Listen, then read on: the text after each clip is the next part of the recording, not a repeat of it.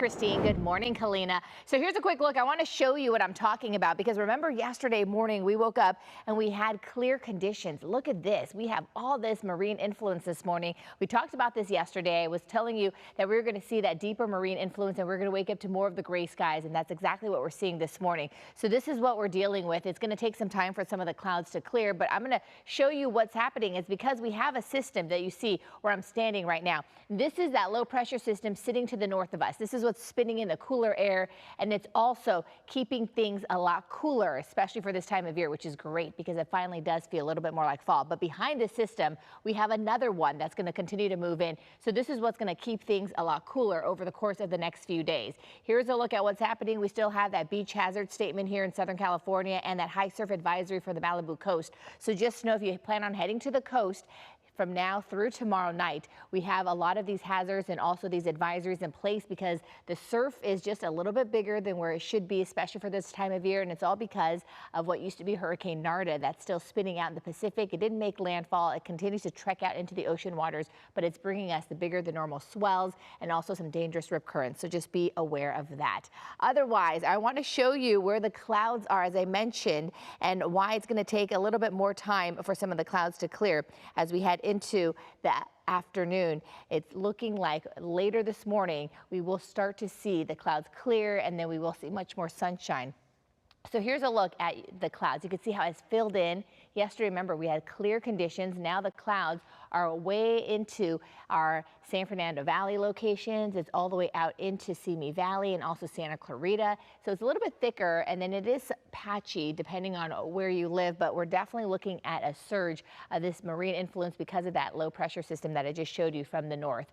And then we're also looking at the clouds banked up against the foothills here in Southern California, and then also right up against the Santa Ana Mountains as well in Orange County, and then even the Inland Empire this morning, waking up to gray skies. Lake Elsinore looking at some gloomy conditions. Same with San Bernardino and also Ontario. So we're definitely looking at a lot more of the clouds this morning.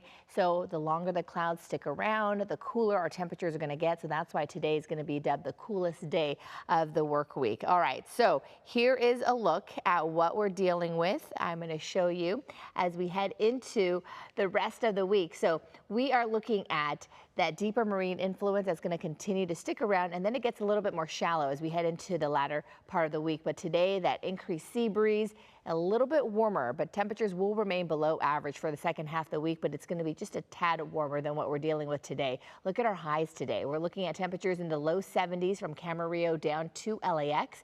We'll have those low 70s also for Laguna Beach, and then once you head inland, we've knocked down a few degrees compared to yesterday, so no longer the mid 80s, but low 80s for the Inland Empire this afternoon, low 80s for Van Nuys, 77 for Santa Clarita, and we'll have those upper 60s in the mountains for the Wrightwood area and upper 70s in the Antelope Valley. So what's happening? We're sandwiched between two systems, as I mentioned yesterday. We have that low pressure system is pulling away, going off to the east. This is what brought us the humidity last week. And then we have this low pressure system that's sitting to the north of us. This is what's spinning in that cooler air. And then right behind it, as I mentioned, another system. And so this is what's going to keep things cooler than normal as we head into the rest of the week, even into the weekend.